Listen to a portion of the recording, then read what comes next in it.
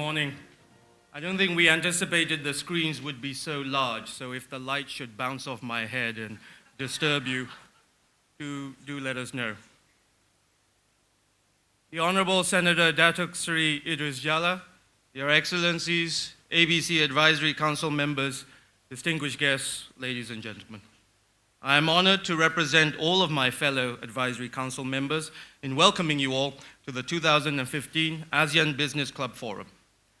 Allow me first to introduce myself properly, as I'm unlikely to be as famous nor as infamous as some of my fellow council members.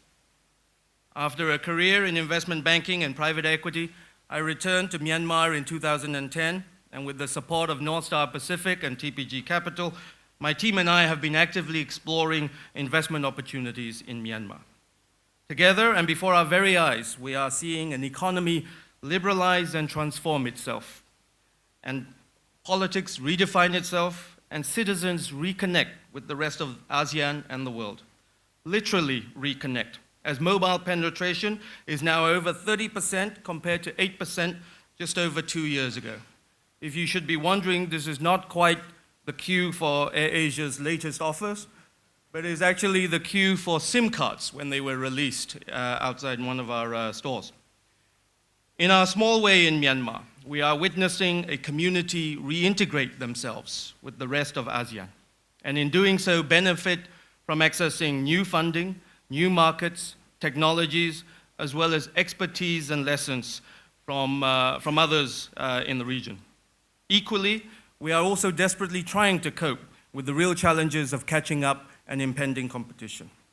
With this greater appreciation for what real integration can offer ordinary citizens, I am particularly pleased to be the chairman for this year's ABC Forum under the theme of the road to ASEAN integration. We have come far, and I'm confident that under Malaysia's stewardship this year, we will achieve a great deal. Indeed, our forum is taking place a little earlier than usual at the request of the ASEAN chairmanship, so that our recommendations may be considered well in advance of the final deliberations later this year. However, it is very much still just a journey and a continuing one, and there is still further to go. The launch of AEC in itself, though important, is just a milestone in achieving the final goal of ASEAN integration. We at the ABC are emphatic supporters of ASEAN integration, and so allow me just to revisit some of the reasons why ASEAN is so much stronger as a single integrated region, and why global attention and spotlight is increasingly on our region. Everybody is aware of our 630 million population and our 2.4 trillion GDP. But here are some other facts that I wanted to share with you that came from a recent report commissioned by The Economist and CIMB. If our ASEAN region was considered as one nation, we would be the world's leading producer of natural rubber and crude palm oil. We would be ranked number 2 in terms of rice production, the value of FDI inflows, and the number of monthly Facebook users, 160 million. We are now collectively number 3 in the world in terms of total population, total number of domestic and international flights, foreign exchange reserves, and mobile subscriptions of over 700 million. We are number 4 in terms of export value. And underlining the importance of food and agriculture, we produce 6.8 million metric tons of poultry every year. We are the 5th largest in terms of vehicle sales, and by 2018, we are targeted to be the 5th largest economy in the world. Ladies and gentlemen, an integrated ASEAN economy is not only large, but it is also now being recognized for its stability and quality. Not only have we learned from past financial crises, but we have adapted to withstand future shocks. We have focused on investing for the growth, and we are the world's 4th largest investor in fixed assets and infrastructure. Accordingly, McKinsey has estimated that 60% of our economic growth has come from greater productivity and efficiency gains. In terms of financial stability, our collective debt to GDP is less than 50%, well below many of our industrialized nations. And by the way, this growth is no longer just restricted to our mega cities, as they used to be. The same study estimates that over 40% of our growth through to 2025 is now coming from our second cities, of between 200,000 and 5 million people. This raises challenges and opportunities in infrastructure, logistics, distribution, market reach, and it also ensures a better distribution of employment and prosperity. In terms of manufacturing and the global supply chain, we benefit from having the third largest labor force in the world and one that is becoming even more competitive. Compared to the other regions, our labor force is not only young and cost-effective, but it is also increasingly mobile, highly skilled, and specialized. Malaysia is a world hub in IT and electronics. Singapore for financial services, Thailand for auto parts, Philippines in business process outsourcing, and Vietnam is already a global supplier in textiles and apparels. Indonesia is a world leader in palm oil and coal, and even Myanmar is making ripples. The Financial Times reported last month that world tin prices was at a 5-year low because Myanmar tin was back in production. But we are not just attracting global attention for our manufacturing capacity. Multinational brands are increasingly focused on our region and the capacity to consume within our region. General improvements in disposable income, education, and health is contributing towards greater prosperity, and our collective spending power is significant. The same McKinsey report suggests that by 2025, more than half of the world's consumers will be within 5 hours' flight of Yangon. Note to Air Asia. Consumer spending in ASEAN is not only increasing, but changing. Our people are increasingly mobile and online at the same time. This is resulting in not just a leapfrog of technology, but a leapfrog in aspirations, taste, and brand awareness. Those of you in healthcare should note the forthcoming healthcare opportunities in Myanmar as my mentor Serge brings KFC to our country. The conclusions are very clear. ASEAN is fast becoming an economic powerhouse and a major destination and source of global trade. Importantly, specialization within the region and increased prosperity highlights the importance of promoting intra-ASEAN trade.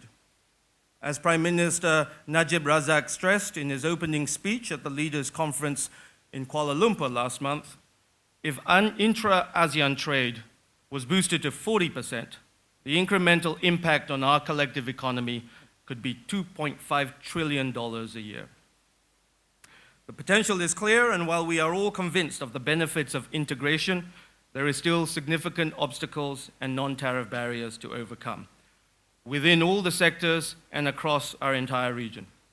While some are inevitable due to differences in culture, language, heritage, and geography, others are simply due to outdated and perhaps misperceived national priorities, legacy policies or lack of, and a real constraint in legislative capacity and resources to enable policy change.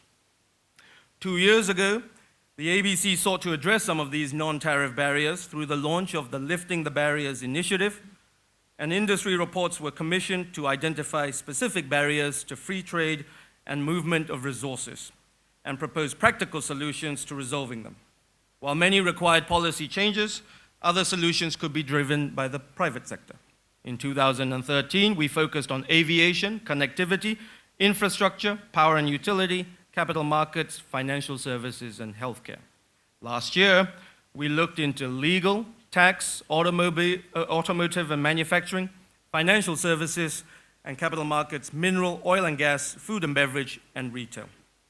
This year, on the eve of the AEC, we are revisiting some of the key sectors: financial services and capital markets, retail, infrastructure, healthcare, air transportation, and tourism. We selected these sectors in particular because we felt these were the ones most directly relevant to, and therefore had the most immediate impact on the end users and consumers, the citizens of ASEAN. Reiterating what Tony said last year in his opening speech, the ASEAN agenda now needs to be embraced by our own people, and not just led by intergovernmental discussions. ASEAN must engage with and be relevant to all of its stakeholders, and in particular, the millions of families and entrepreneurs trying to grow their micro and small enterprises. Over the last 4 years, my partners and I have been investing in, financing, and establishing such SMEs, and my team is seeing at first hand the challenges that they face in securing finance, recruiting skilled labor, accessing new markets, importing goods and services, and navigating local bureaucracy and procedures, to name just a few of these challenges. To highlight both the promise and the challenges that such startups and SMEs offer, we will repeat in this agenda today, we will repeat last year's well-received idea capsules by showcasing a selection of such new startups and SMEs. All of them are led by next generation of entrepreneurs who have spotted value-creating opportunities through addressing real problems and tapping into new trends in education, retail, and technology. In our effort to highlight and help address the issues that such SMEs are facing, we are working closer than ever with the ASEAN Business Advisory Council, and this year, the councils are also chaired by our very own Tan Sri Munir Majid. Going further, the ABC is pleased to announce today an exciting partnership with the US Agency for International Development, specifically aimed at funding research into SME financing in our region. So ladies and gentlemen, we have a packed agenda today, and I look forward to the exciting discussions ahead, and I suspect some differences in opinions, usually between our own council members. I would like to end by thanking the very many participants who are contributing insights, valuable experiences, as well as generous sponsorship. This year, we have a record 200 participants and 50 role players from 13 countries. So on behalf of my fellow ABC Council members, Tan Sri Munir and Secretariat, I want to acknowledge all of their contributions, and in particular highlight the valuable support of our research partners, A.T. Kearney, Accenture, Frost & Sullivan, the ASEAN Tourism Association, National University of Singapore, and the research agency ERIA. Our operating and media partners, the US ASEAN Business Advisory Councils, the other joint advisory councils, the governments and embassies of Singapore and Malaysia, China Daily, Oxford Business Group, and Bloomberg. And finally, but not least, none of this would have been possible without our generous sponsors: Silver Lake, CIMB, GKCO, Straits Trading, AirAsia, Zico Law, BPI, Ayala, Iskander, and TPG Capital. And so finally, our own thanks to you all in coming here and participating in our forum. Do network, do debate, and do contribute towards the discussions. And we sincerely hope you enjoy the forum today. Thank you.